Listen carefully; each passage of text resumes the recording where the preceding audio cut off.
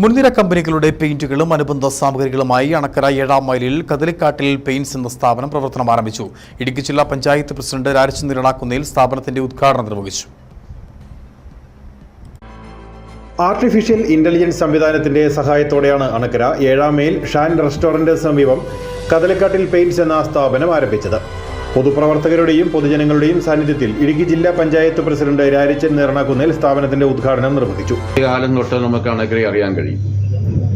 വളരെ കുറച്ച് ആളുകൾ വസിച്ചിരുന്ന കാലം, വളരെ കുറച്ച് കടകളുണ്ടായിരുന്ന കാലം ഞാൻ ഓർക്കുന്നു.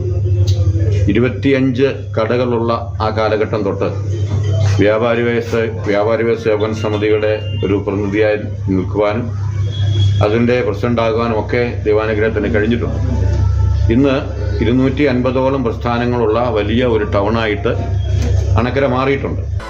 സ്ഥാപന ഉടമകളായ ഷാൻ ജോസഫ്, ചിപ്പി ഷാൻ, മാതാപിതാക്കളായ KJ ജോസഫ്, ക്ലാരമ ജോസഫ്, പയസ് മിനി, വ്യാപാരി വ്യവസായി മുൻ ബ്ലോക്ക് പ്രസിഡന്റ് സാബൂസ് കറിയ എന്നിവർ ഭദ്രദീപം തെളിച്ചു.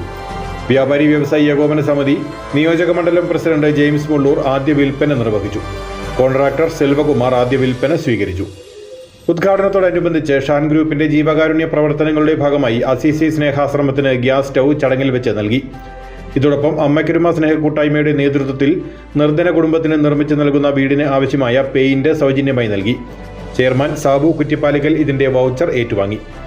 ഉദ്ഘാടനത്തോടനുബന്ധിച്ച് സന്ദർശകർക്കായി ഏർപ്പെടുത്തിയ സമ്മാന കൂപ്പണുകളുടെ നറുക്കെടുപ്പ് ഇതോടൊപ്പം നടന്നു. വിജയികളായ 3 പേർക്ക് 5000 രൂപയുടെ പർച്ചേസിംഗ് വൗച്ചറുകൾ വീതം സമ്മാനമായി നൽകി.